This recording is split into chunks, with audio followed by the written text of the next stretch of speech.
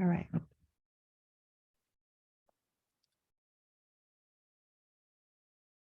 So I'm going to turn it over to Ted Haffner, who is the chair of the Taking Climate Action team. Thank you, Ted, for taking from here.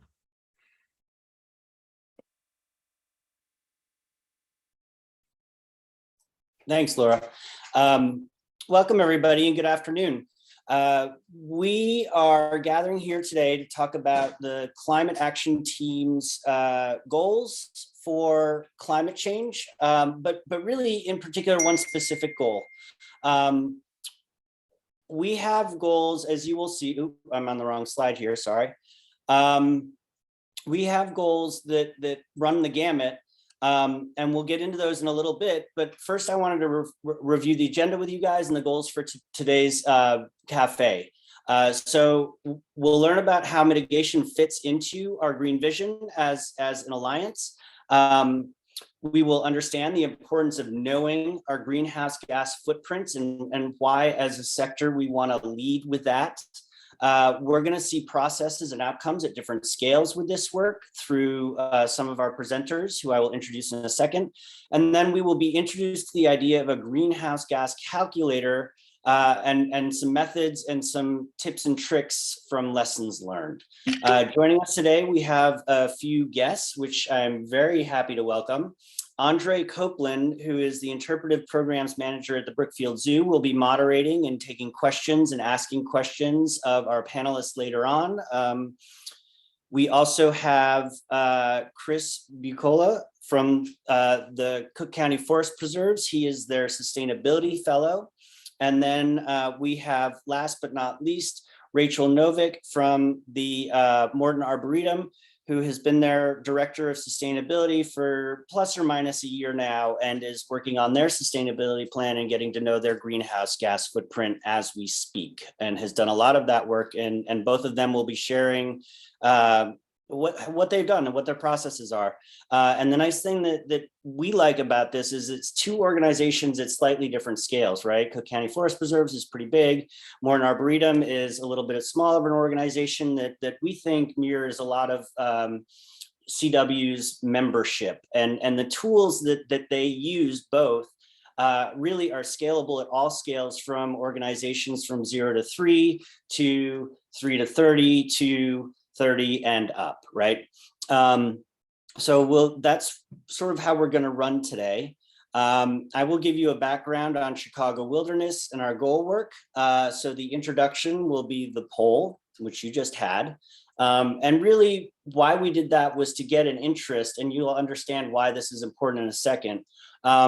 Then we're going to go over the Cook County Sustainability Plan, Morton's plan, and then Andre will hop on and corral us for Q&A. So with that, I want to do a little bit of backing up and giving a little bit of intro and context to Chicago Wilderness and the Green Vision. Basically, it is a diverse group of memberships working together in the region for nature, conservation, to improve human well-being, quality of life, and the benefits that nature can provide to us in our everyday lives. Sorry, next slide. Next slide, there it is. So in the Green Vision, the geography encompasses parts of Illinois, parts of northern Indiana, northwestern Michigan, and southeastern Wisconsin. You can see the geographic area in the graphic on the left, and it encompasses about 10 million people with 8 million acres of land total. That's not the right area. Okay, so how does this work? This is a slide that sort of shows how our goal groups, which are on the left, we have 7 of them, how they interact with our GIS platform, which we are calling the Hub. This is a standalone slide. We are the Taking Climate Action group, which has the red sort of polygon associated at the bottom of it. But I just wanted to make you aware that a lot of these other groups exist, and that we sort of have to coordinate and integrate with in order to do our work.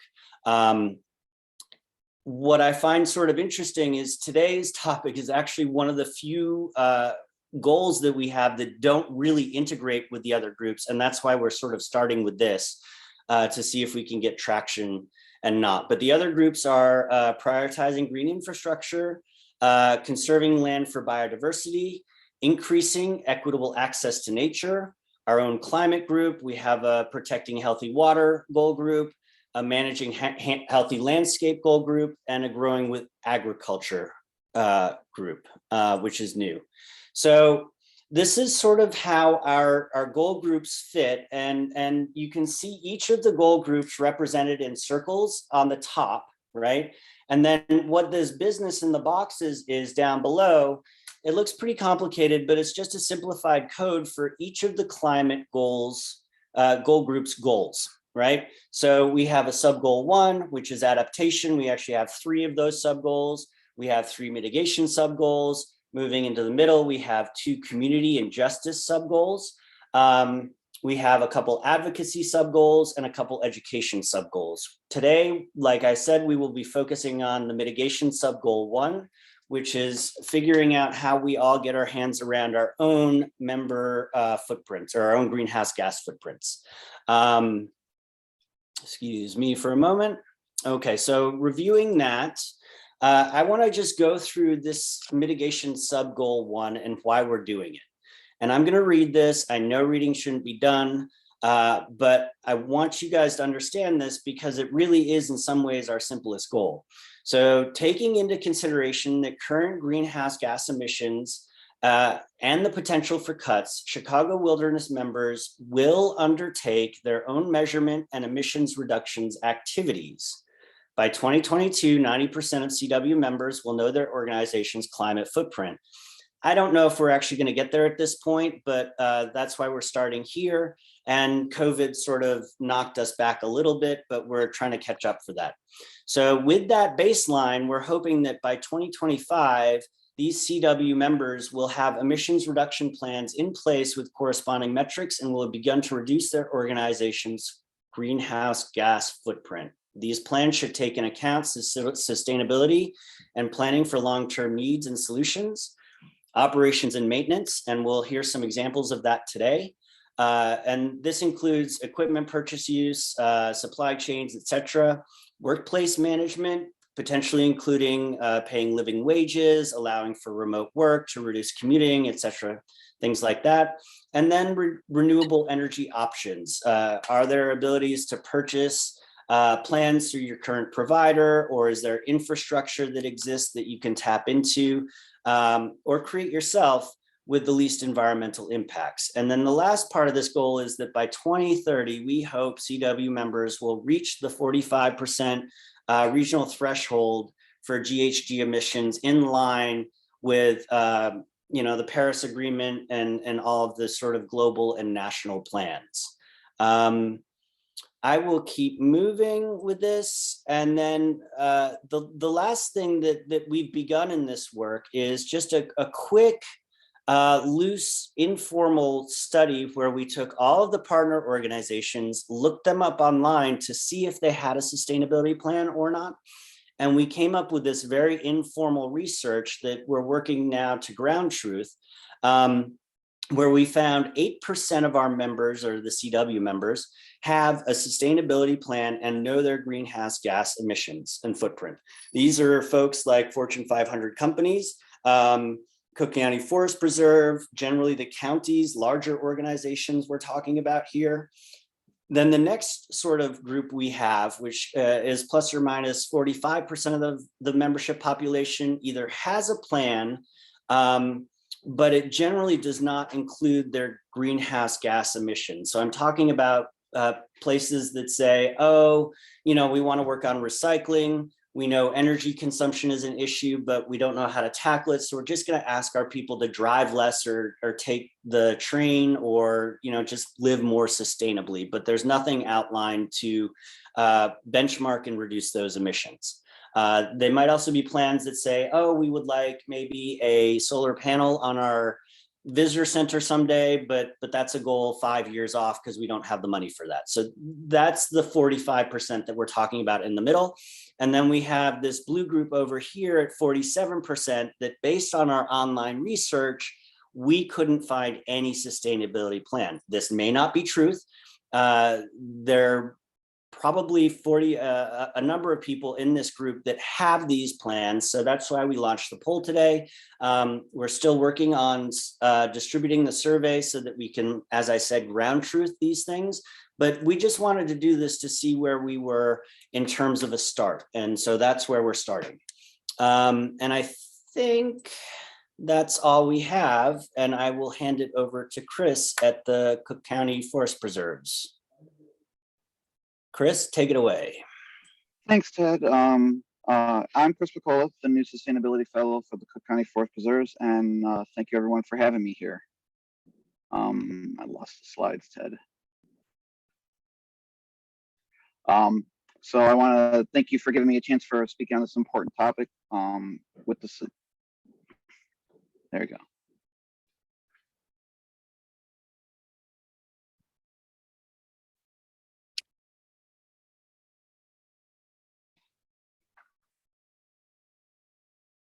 So I'm just waiting for Ted to. Yeah, sorry, Chris, I'm having no problem. where it's paused for some reason. Yeah, so I'll finish my intro spiel. Well, at the moment, you know, I'm excited to share with what we're doing with implementing the Sustainability and Climate Resiliency Plan for the Cook County.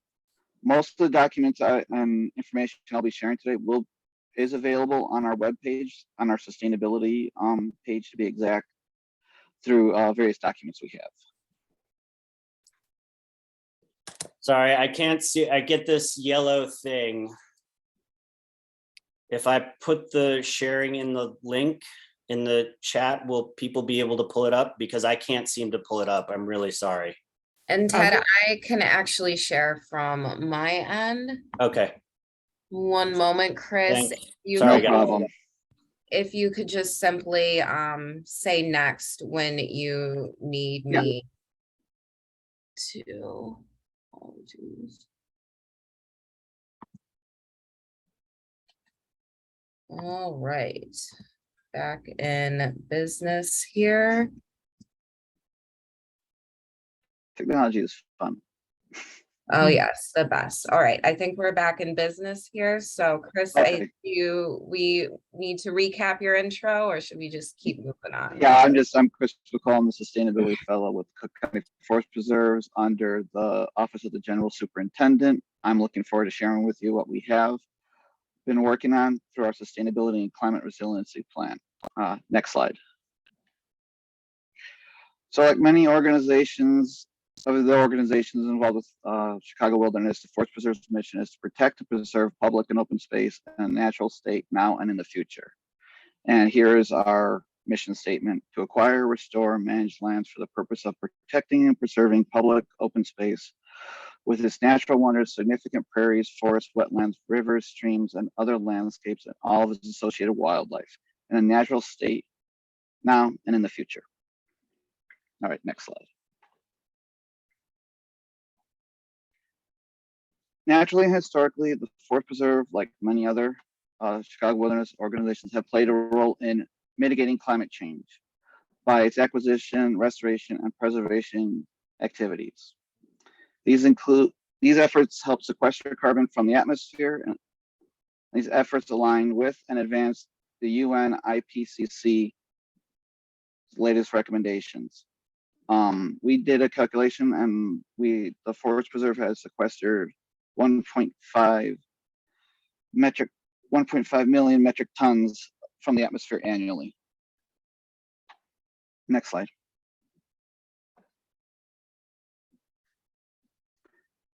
However, the IPCC says we must do more due to its latest climate projections that we all have probably been hearing on the news.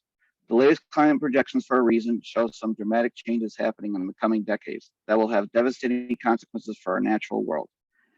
As such, we must embrace the IPCC's recommendations even more to help reduce the likelihood of some of the projections happening. And here are the possible consequences that we'll having. Temperatures will be more like Northwest Texas, up to 2 months of 100-degree temperature, Flooding will be more concentrated. We've already seen that we're up 37%. Increased polar vortexes and shorter winters. Loss of ecological habitats, threatening endangered species and toxic algae blooms. New diseases, heat effects, poor air quality, and asthma. And then, of course, but the budget impacts above all from all of the above. All right, next slide.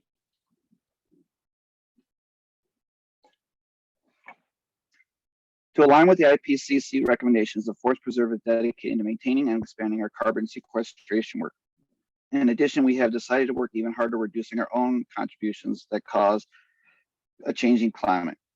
We are also preparing our organization and our holdings as changing climate conditions happen. Our two main focus areas are reducing our impacts that cause climate change, aka in the sustainability area, and then prepare and adapt for increasing negative climate change conditions, and that would be our resiliency area. All right, next slide. To work on this, we hired the University of Illinois Sustainable Technology Center's Prairie Research Institute to help us make the sustainability and resiliency transition. All right, next slide. The first things our consultant did was help us better understand how our organization contributed to the changing climate. Specifically, the energy we consume, the waste we generate that creates carbon, that all goes in the atmosphere. So our consultants looked at our energy and natural gas energy bills since 2016 and our yearly waste numbers, gasoline, diesel, and propane fuels we purchase. They then used the greenhouse gas emissions calculators from the EPA to convert our energy and waste data into greenhouse gas emissions. As you can see in the chart, the majority of our emissions come from managing over 300 buildings, and over 40% of our emissions come from nearly 400 vehicles. As you know, saw our two charts here. All right, next slide. Oops. Sorry, one moment. This information was vitally important as we crafted our 2018 Sustainability and Climate Resiliency Master Plan. This created 4 major goals in alignment with the IPCC's recommendations. We will reduce our emissions by 45% by 2030 and be 100% reliant on clean energy sources by 2030. Have carbon resilient lands by 2045 and be totally carbon neutral by 2050. These actions we are taking are designed to reduce our emissions from our 2016 baseline every year along with accomplishing our goals and other climate related goals. So as we can see, we have our greenhouse gas emissions and all our benchmarks of what we have planned in the future. All right, next slide. So as this sounds, we have been very busy for the last couple of years. We've documented all our sustainability and climate resiliency actions, accomplishments, and challenges earlier this year in a massive progress report. As on the page here are the pages in the progress report relating to each of these specific topics. The progress report can be downloaded and looked at via the Forest Preserve Sustainability page. I believe we're also going to be including a link in one of the documentations we have here.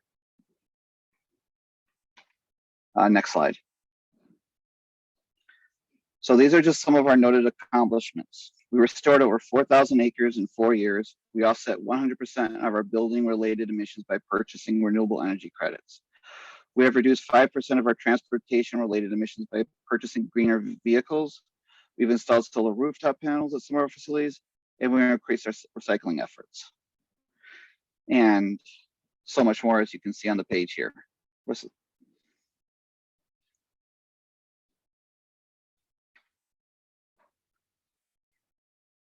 So as an agency looking at both the natural world and sustainable practices, we do want to share some important steps for organizations of any size want to take this similar path. First, it is important for an organization top to bottom to understand the reality and context of climate change and what it means for our region and organizations. There must be commitment to reducing carbon waste that we generate. So 1 second. Second, it is important to research best practices, lessons learned, and challenges from variety of other organizations. It is also important to build partnerships and collaborations to help leverage the resources and expectations. Third, if you have the resources to do so, start collecting and tracking your energy and waste data. Convert the data into greenhouse gas emissions by using the tools like the EPA calculator, and then work each year to reduce emissions for each year. It is important to embrace the goals of the Ipcc. These are some of the goals and timeframes that the majority of institutions in our region are also embraced. And then finally, continue to track and report progress you make. Reporting progress helps to hold ourselves accountable and keep this work in top of mind. So organizational commitment, research and collaboration, collect data and establish your baseline year, establish goals in the time frame, and track and report progress. Those are simple summed up. And that will be it. Thank you so much for hosting me, and I will be here for the questions at the end of the presentation. Rachel, on your end, you should be able to have control of the slides at this point. I wanted to confirm that. Yes, that's right. Thank you. Thanks so much. Hi, everyone. I'm Rachel Novick. I'm the Director of Sustainability at the Morton Arboretum. And for those of you who are not familiar with the Morton Arboretum, we're located in the western suburbs of Chicago and Lisle. We're celebrating our centennial this year. So we've been protecting and conserving trees for 100 years. And the mission of the Arboretum is to collect trees from around the world, to plant them and care for them, and educate people and inspire people by bringing visitors to come and learn about the trees, and also to do research that's relevant to supporting the vitality and health of trees and forests into the future. So whether that's figuring out what kinds of trees will survive best in urban areas under climate change, or protecting our urban forests, or studying endangered trees out in national parks. We do all of that. So the Morton Arboretum is located on 1,700 acres. And so our focus areas of research, conservation, and outreach have always been informed by sustainability, but we never had a formal sustainability role or sustainability program until quite recently. And so this is all quite new, and I'm going to share with you some of my experiences and things that I've initiated working on just in the first year of my role here.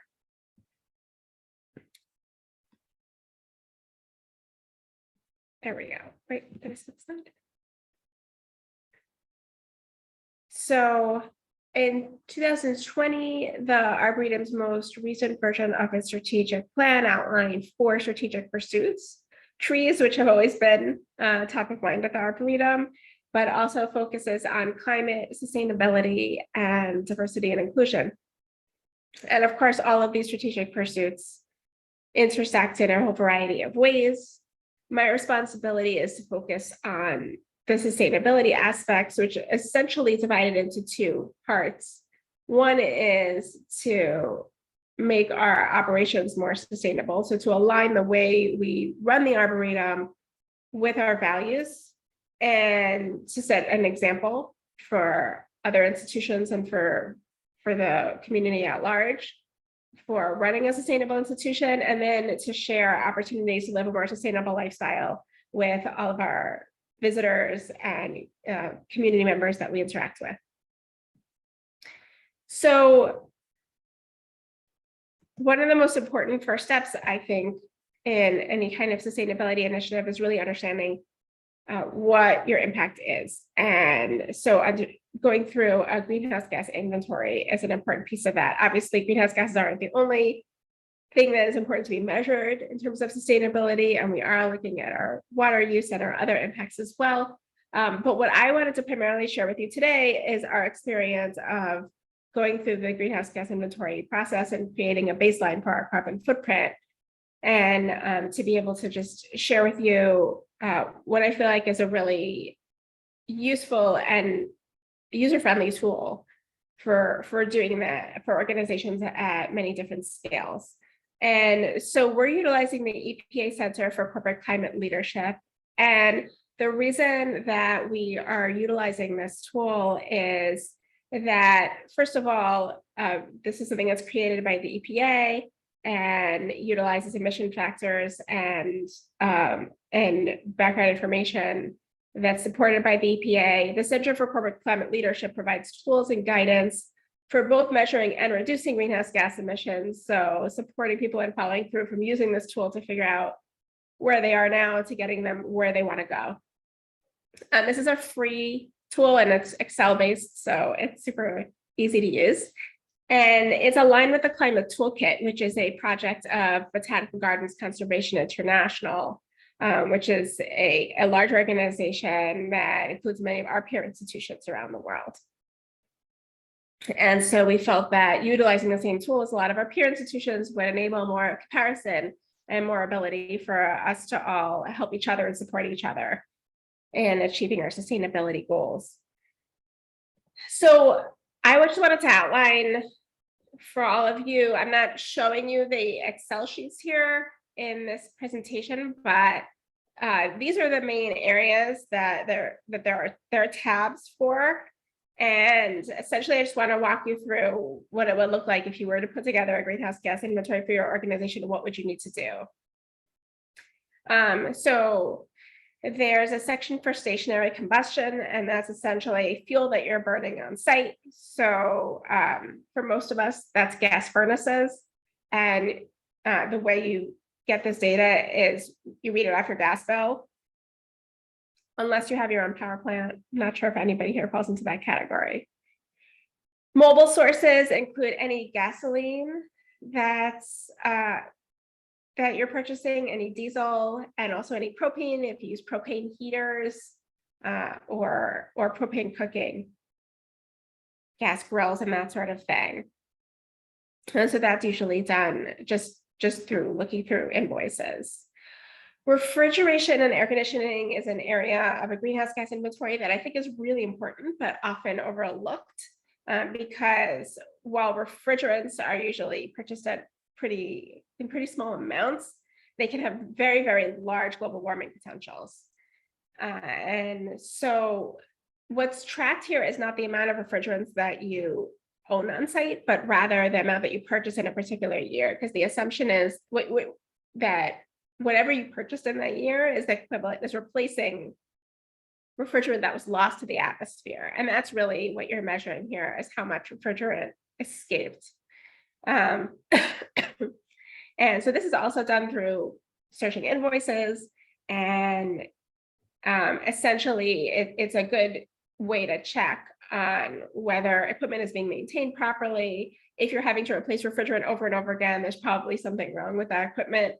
And in addition, there are today much more environmentally preferable refrigerant options for all kinds of equipment than there used to be. And so this is a great thing to keep an eye on if you're purchasing new equipment. For anybody who uses purchase gases for fire suppression, this wasn't an issue for us, but there is a tab for that as well, because those can also have significant global warming potentials. Electricity, if you don't produce your own electricity, you're just pulling in your electric bills here. And so that's pretty straightforward. If you do have a solar array on site or anything like that, then presumably you have some kind of website that will provide you that data. The last three items are actually the most complicated to pull together for your inventory. So business travel includes if anybody is driving offsite for a work meeting or any kind of work-related purpose, if people are doing flights to conferences, taking the train, taking the bus, anything like that. And I put that information together using expense reports. And if there's a way that you have to automate that through your expense report system, so you don't have to do it by hand, that could be really helpful, because that was actually by far the most time-consuming part of this process, was tracking down, each person's flight and then having to look up how many miles that city was. Commuting is something that can be a little bit hard to assess. And so the last two items here are more estimated, whereas everything else I felt like I was able to pinpoint pretty accurately. I surveyed all of our staff. I asked them how far away they live, how they get to work, what kind of vehicle they drive, do they carpool, do they take public transportation, all that kind of thing. How many days of work of a week do they come into work was a really big one now, because that has changed so much in the last couple of years and it's continuously evolving. And then I just utilize that information, averaging the commute time that everybody provided for me, provided for all of those who were commuting, as most people were driving here by themselves. We're in a situation out in the western suburbs where it's really hard to get to the Arboretum via public transportation. And so it's something that is continuously an area of interest for us, in the area that we want to continue to improve. But we're definitely in a situation where we can't really get out of most people coming by car for the foreseeable future. And finally, trash, recycling, and compost all have their carbon footprint. Trash having the most carbon footprint because of the way things decompose in a landfill and release methane. Recycling still having some carbon footprint for sure, but less so, and compost as well, quite a bit less. And so for those of you who track your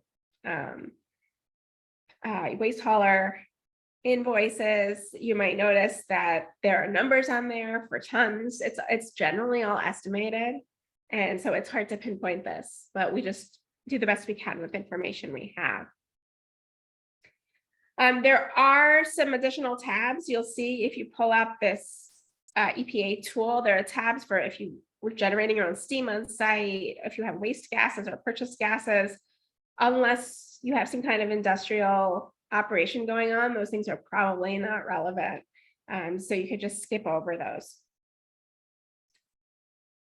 And like I mentioned, really most of this could be done in a few days. The business travel personally took me a lot of time. If you have an organization in which people have a lot of flights, it may take you a while to compile that. But other than that, it's actually, it was easier than I thought it would be. So I wanted to share with you a little bit about our results. So I started off with 2019 as a baseline because 2020 was such a strange year, and I didn't think that was a good year to use as a baseline since we closed down in the middle and all that. So we went back to 2019, which was our last normal year, I guess you would say. And what the inventory allowed me to do was to understand the relative importance of all these different impacts on our overall greenhouse gas emissions. And so some of the things we learned from this were that electricity was our biggest impact, followed by natural gas, that commuting was really big. Our gasoline diesel is pretty substantial, and that is primarily because we have a lot of lawn equipment. And then the other pieces of it were relatively small. But what this enabled us to do was to then zoom in on, well, okay, what are the opportunities to address each of these? So as we start, the first thing we started to think about was electricity, because that was the biggest, to try to think about how can we transition to renewable energy. And natural gas is something harder. So we're taking a look at what our options are for transitioning to geothermal, but that's something that we're still very much still exploring.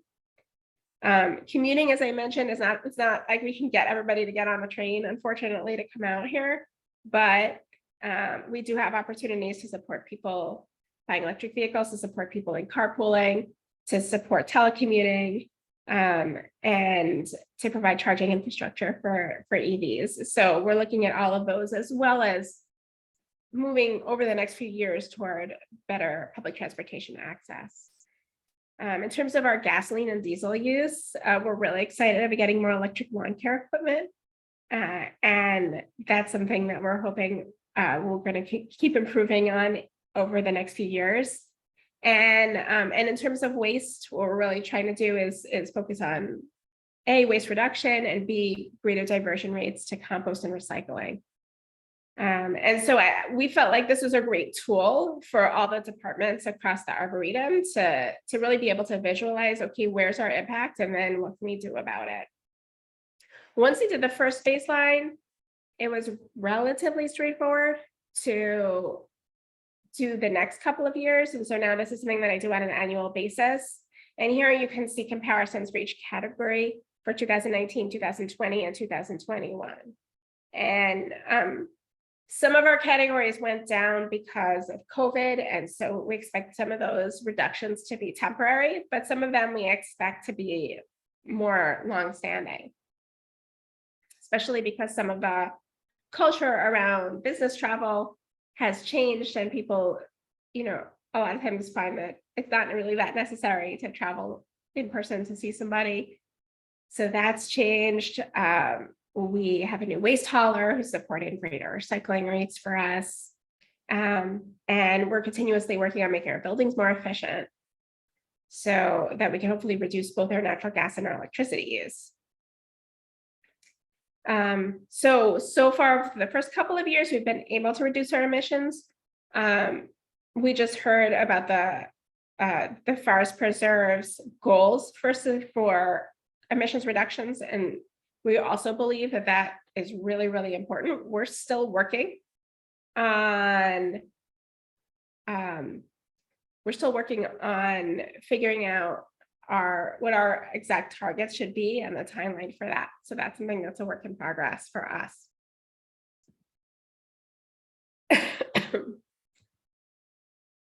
And so strategies for reducing our emissions.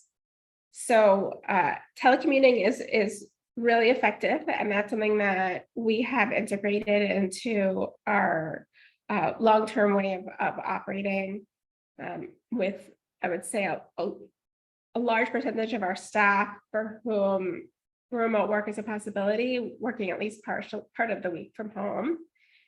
We've been starting to go through our buildings and work with an engineering firm to retro-commission and seek out energy conservation measures. As I mentioned, we're starting to take a look at what our geothermal options are. And those are some major retrofits, but we're excited to start exploring that and figuring out what's possible. Green building is something that we're committed to. Our most recent building, which was built in 2017, was LEED certified, and we're working on a new building that will also be LEED certified. And also actually it will be all electric as well. And so we're working on maximizing the sustainability of that building. Food is something that I didn't bring up, but for our catering on site, for our restaurant and the weddings and events we cater, we have a partnership with Aramark, and they have a new cool foods or cool menus campaign as a corporation committed to reducing the greenhouse gas footprint of the food that they serve. And so we're excited to partner with them on making our dining more sustainable. I mentioned refrigerant management, something that we're keeping an eye on really carefully, making sure that equipment is serviced, replaced, and selected to minimize that environmental impact. We're looking at solar energy. We're looking at on-site options for bringing a solar array to the Arboretum to provide our electricity. So we're really excited about that. And we're developing a plan over the next few years to have more of a transition to electric vehicles, both on-road electric vehicles, and then also our off-road vehicles. We have a lot of utility type vehicles and ride-on lawnmowers and things like that. For anybody who's tried to buy an EV recently, it's certainly challenging at the moment, but there are more and more vehicles of different types coming on the market. So we're looking forward to taking advantage of that. So that's where we are. And of course, I'm happy to answer questions as well with the rest of the panel. Well, thank you very much, Rachel, Ted, Christopher. Really appreciate these wonderful presentations. And we do have questions coming in, but I'm going to give you all just a quick second for a mental break as I explain to people who I am and why I'm here. My name is Andre Copeland, and I work at Brookfield Zoo. Brookfield Zoo is a 235-acre park that sits on forest preserves of Cook County land. So it's natural that we'll have some synergies with our goals and our objectives. But as we sit here and we listen to everything that's being said today, I think arguably everyone would agree that although we may say it in different ways, the protection, preservation, and conservation of natural lands and the wild and habitats of those lands is something that we're all dedicated to. And we may go about this in slightly different ways, but when you get down to the base level of it, you can see that everything may start with some of the things that Rachel's concerned with, such as the seed. Things growing to become food for the megafauna you see at the zoo, to become habitats for the pollinators that fly through. And as we sit here as organizations and come together as an alliance, people at times look to us and want to know, how do I get involved? What's right? What's not? What is appropriate? And some of the questions that are coming through are getting at just this. And so this first question might be a medium one, and this one is for all three of you. I want you to chime in on this, but it's centering around renewable energy certificates and whether or not renewable energy certificates are really effective to mitigate greenhouse gases or not. And so I was wondering if you all might be able to talk to me a bit about your feelings about renewable energy certificates and any experience you may have had with them.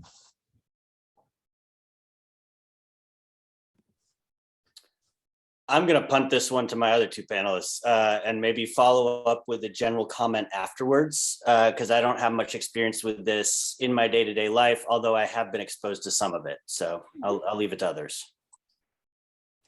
So I think that renewable energy certificates are a very impactful way to support the growth of renewable energy.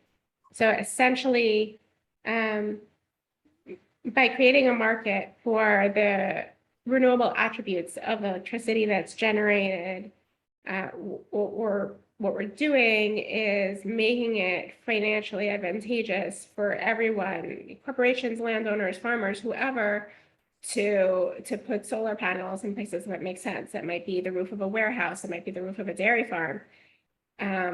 Wherever that situation might be, we can't just rely on people who, because they love the planet, they want to put up solar panels. It needs to make financial sense. And the way that it makes financial sense is because they could sell the renewable attributes through this market and then other people can buy them. So I think that it is an effective way of growing the renewable sector. Thank you for that, Rachel. And what I'm hearing there is it gives organizations and maybe even individuals a way to enter into conservation efforts, especially those that will mitigate carbon emissions in a manner that's achievable for them at the time, and then gives them the opportunity to move up that ladder. So hopefully I'm paraphrasing that right, but appreciate that answer. Mind if I chime in real quick? And remember too that renewable energy credits are a temporary solution, for things until we get fully off the grid. And it does give people that foot in the door that they might not otherwise have, especially like depending on where you live and other things too. It just might not be completely feasible, period. I mean, just even shade wise or just the way your structures are and things too. So it is that foot in the door, and anything that gets your foot in the door, I think, is a great progress, because it starts that snowball effect, and you can also bring it to other people too. And so one of the biggest things is starting that generation of discussion points. So there. Thank you. I really appreciate that point. Gave me something to think about as well. And Chris, I'm going to put you on the spot. Somebody asked and would like to know that when you are talking about moving towards your goal of 100% clean energy, does that include phasing out natural gas as well? yes, for the most part, we don't really use natural gas for much for building the things. Actually, the more that would be like a gas form would be actually like propane that we use for vehicles, because there's certain vehicles that we have that are propane or can run on gasoline.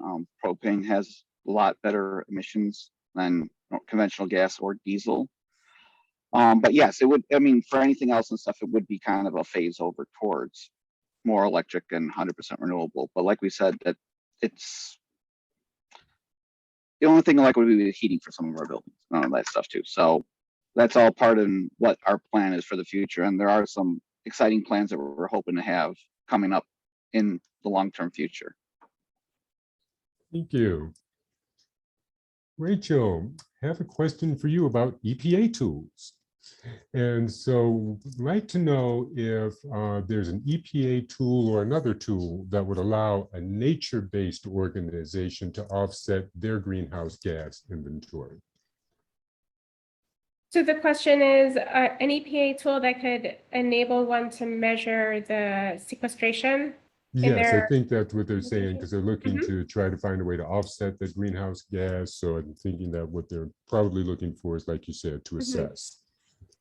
Right, and I want to give Chris a chance to answer this, since he mentioned that the forest preserves had done an analysis of the sequestration for all of their lands. But so I'll just very, very briefly say that this is something that interests us at the Arboretum, but we're at some pretty early stages.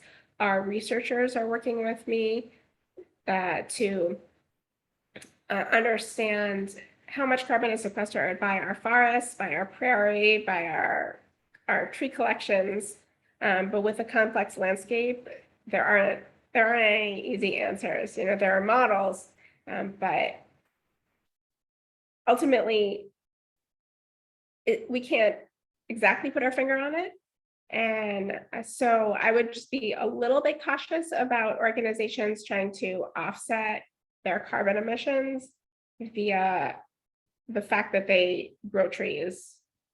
I mean, it's so important, obviously, for so many different reasons for this nature-based organization to protect and conserve habitat. But under climate change, the amount of carbon stored in natural areas can change. And so it can be hard to plan into the future. But let me turn that over to Chris. I think you're muted, Chris. Sorry, can you repeat the initial question again for me?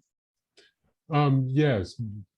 What people were wondering is if there's an EPA tool or another tool that would allow a nature-based organization to offset its greenhouse gas inventory.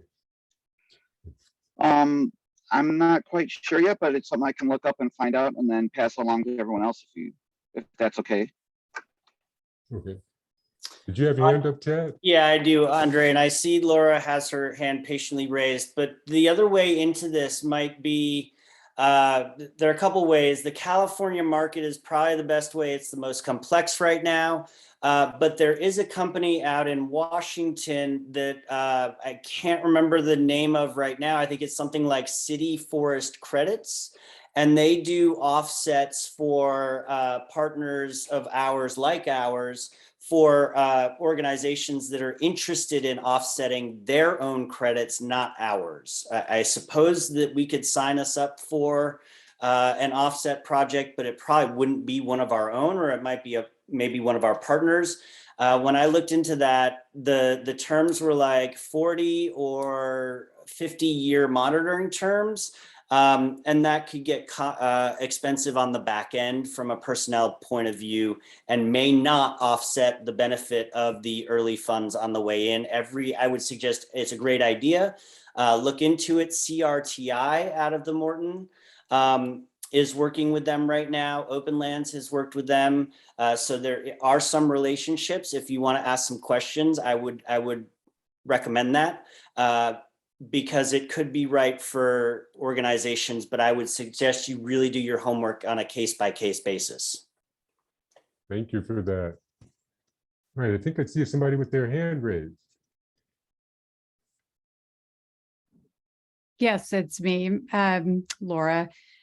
This conversation about offsets versus renewable energy certificates is important. And I think it's something that Chicago Wilderness could potentially take a position on, to the extent that we do. We just finished our first climate action plan in Oak Park, and as a volunteer, I'm involved in the leadership of it. And we have a gentleman who's 87 years old and retired from Argonne, and he adamantly says that it's so important not to use RECs for carbon mitigation, that it's doing nothing additional to draw down to exactly credit on your own greenhouse gas inventory. And he's talked to our village board time and time again that if we can limit our purchase of RECs, because back in the day, Oak Park claimed to be 100% renewable energy for its grid through aggregation, maybe 10 years ago. And all it was doing was buying, the aggregator was buying the RECs. And so the high school recently also has said they have 100% renewable energy contract, but all they are doing is buying RECs, and they're not mitigating their own directly as they're emitting. So I just think that we do need to have this conversation. And I do agree with people who've said, yes, it's a step in the door to help green the grid. But I just think it's an important distinction. You know, we, with the carbon trade market, we do all the offset projects in other countries. And I do think that it's important that as we are thinking about investing in new nature-based carbon sinks, either in Oak Park or other parts in the region, we are going to be crediting those sinks. So it'd be great to find better methodology to figure out what those nature-based solutions are actually going to mitigate. Thank you for that perspective, Laura. Really appreciate you bringing that to us and giving us something to think about. So I really appreciate that. All right, now, do have a question for the group. Not quite sure if you know this, but it's something that I've been asked before. And it's about ComEd and our power grids and about Northeastern Illinois. And the fact that since the ComEd power plant is basically nuclear up that way, wanting to find out why electrical estimates are so high, especially, for example, with what you had to experience, I believe, Rachel, at Morton Arboretum. So I'm not quite sure if you have that information, but figured I would bring it up because some people were wondering here too. Right, and that's a good question. And Carter from the Field Museum, I think, jumped into the chat and provided some of the answers to that question. Thank you, Carter. So we do have a mix of generation sources in this region. So one of the things you'll see if you utilize the EPA tool is that it has a drop down for which region you're located in, which grid you're in, and it adjusts the carbon emissions per kilowatt hour depending on the sources of electricity generation in your area. And so we do have this mix of nuclear being the biggest, but then also significant natural gas and even some significant coal as well in this area, and that results in the emissions factors that we utilize. And if you buy RECs, you can put your carbon. I mean, the way these things are structured is that then you would put in your emissions per kilowatt hour as 0. Now, I think that that's complicated because, right, any electricity, that there's infrastructure and there's costs, right, and there's impacts on the environment, and the electricity that you don't use is obviously better than electricity that you get from renewables. And so a greenhouse gas inventory does not measure that. So just want to be clear about that it doesn't measure everything sustainable, right? Mm-hmm. Our buildings could be vastly more efficient than they are. We could just use way less energy if we built differently. And so sort of deep study of green building and thinking outside the box is, I think, of huge value. I don't want to discount that. Yeah. I was wondering if you each would take a moment to talk to us about what you feel are a couple of the, I'd say, most influential or the best lessons learned as you went through this process. I think that might be beneficial for some people to hear. So anybody willing to jump in first? I'll jump in first. All right. Yeah. Our lessons learned were actually, Andre, during the goal formation, we started with the nature-based solutions. And when we went out to sort of a broader community, everybody sort of said, hey, wait, you're forgetting about emissions. And we recognized very early on that we couldn't forget about emissions. And that's why we folded it into the goal.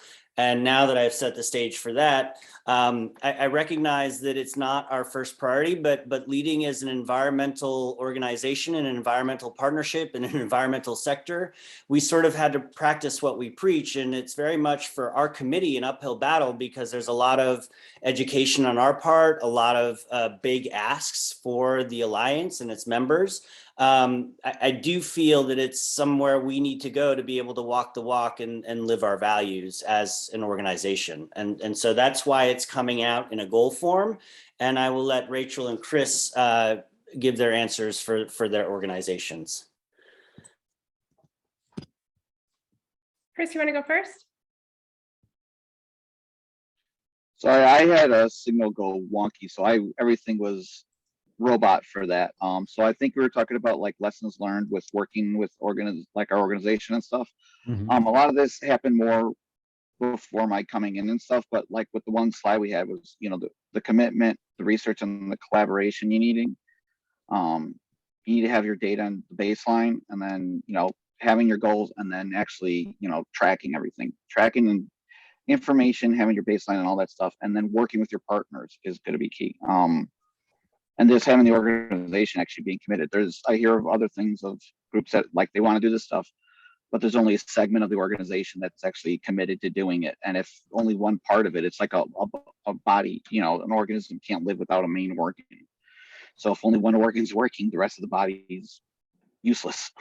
Mhm. So I found that in other groups that I've heard back from too. Sorry, like I said, most of the connection got really broken up for when you guys were talking about this. Oh, no problem. I think that's, a good perspective, like you said, being able to have that support and for it not to be all on one group in an organization. Yeah.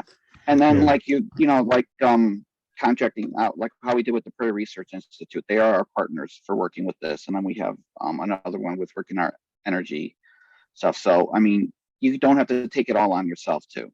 It is, you are limited potentially on budget and things too, but even just reach out to, if you're, let's say, a town, and then let's say you reach out to Oak Park saying, hey, we want to get into this. How did you do this?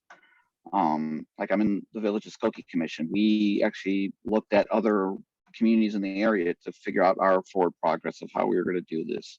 So there are resources out there, and you just have to be willing to try, and it never hurts to ask. That's the big thing too. Now, as we're talking about organizations and resource, oh, I'm sorry, did I interrupt, Rachel? No, go ahead. We could go on to the next question.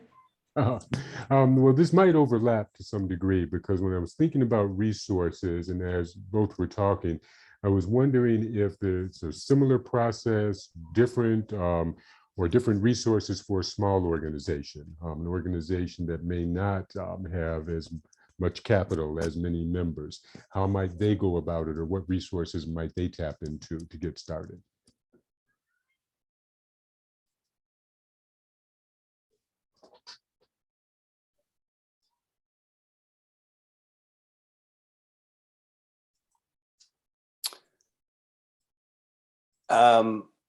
I can provide a quick answer. That's one of the things that we're grappling with as a goal group and as a climate committee. Since we wrote these goals, we're sort of in the process of working with other goal groups and the climate goal members to figure out how to actuate these goals.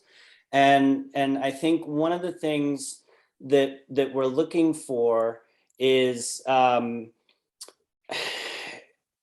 ideas on how to make this easier, knowing that this ask is a heavy lift for the Alliance, right? And so I think some of the things that we're looking for or towards in terms of capacity is like, hey, can we as a committee get a couple folks that might be willing to offer mini grants in terms of their time to walk through a member as to how to do this and set it up and how to point them in the right direction. I don't know, maybe we can hire a consultant to do that for us and have members that are really needy in terms of, or best, not needy members, but like typify a really good sector or something like that. Like, I'm not sure what it is. We're struggling with resource allocation and capacity, but we're thinking about ways to make this easier, knowing it's a big ask and a big lift for everybody in the membership. Does that make sense, Andre? Does that help answer and frame your question from our standpoint?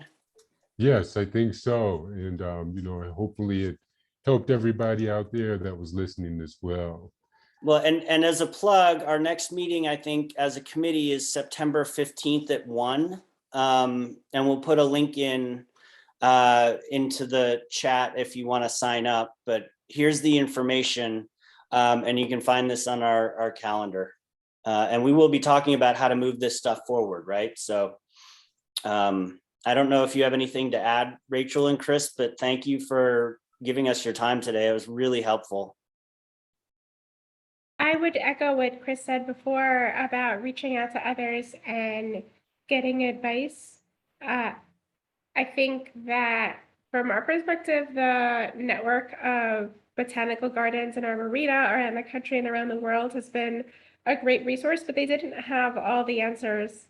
And in some ways, cultural institutions are behind corporations or universities or the world of higher education in some aspects of sustainability, where there's just a kind of more established network and culture of what's expected and how sustainability is defined. And I think many of us as cultural institutions are just figuring it out. What does it mean for us? And so I have found that while botanical gardens are a great resource, they have so much in common with us, that the community of museums in the Chicago area has been a tremendous resource as well.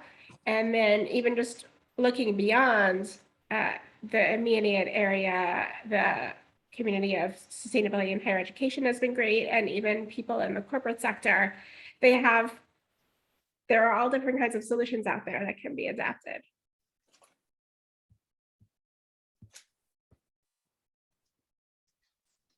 Yeah, I mean, everything like Rachel said, and thank you for having me. This was fun and great, talking. I hope this helped with other people. If you have questions, you can always reach out.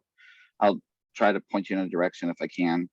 The great thing is that with all this, that this is starting to reach kind of critical mass where it's actually getting everything, and it's been a real struggle to get to this point when we've known how long things have needed to be, and we know how people take a long time to get stuff, but once it gets going, adoption is a lot easier. And for those pathfinders who helped pave the way for everyone else, and things for larger organizations can still equate to smaller ones and trickle down, and even some of the stuff the smaller ones do can give us ideas and things too. So there is a cross back and forth, and there's nothing that's excluded for everything. And a lot of things can be done by scale. Sometimes it's just resources, time, and effort, and money. And it's just, but thank you for having me. I enjoyed this quite a bit. Thank you. It was wonderful. And thank everybody for joining us today. Hope everyone has a safe and pleasant rest of the day. See you next time. Thank you. Bye, everyone. Thank you Thanks, so much. everybody.